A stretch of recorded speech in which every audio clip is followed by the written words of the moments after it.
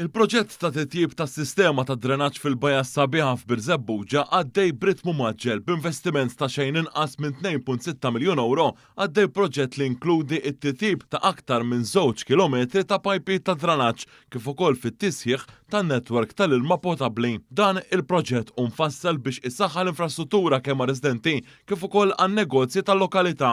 Residenti u rappreżentanti minn Birzebbuġa esprimow is-sodisfazzjon tagħhom għal progress li diġà sar f'dan il-proġett. Dawn id-dettalji ħarġu waqt żjara fuq tax-xogħol mill-Ministru responsabbli Miljam Dalli li qalet li l-Gvern jibqa' kommess li jinvesti fl-infrastruttura essenzjali u kruċjali għall-iżvilupp ta' pajjiżna.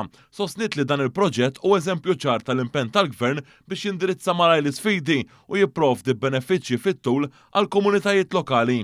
Preżenti wkoll fuq il-post kien hemm il-kap eżekuttiv tal-Korporazzjoni għas-Servizzi tal-Ilma Kalċilja u spjega li t-titjib fin-netwerk ta' drenaġġ se indirizza il-problema ta' infiltrazzjoni ta' ilma baħar u jżid il-kapaċità tal-pajpiet prinċipali li jservu wkoll l-akwati ta' ħalfar u l-qajenza.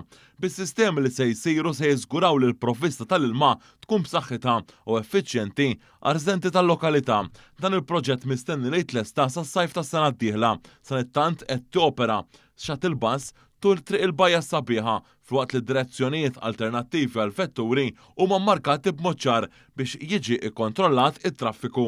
Bl-aċċess għall-mixi jibqa' miftuħ xorta waħda.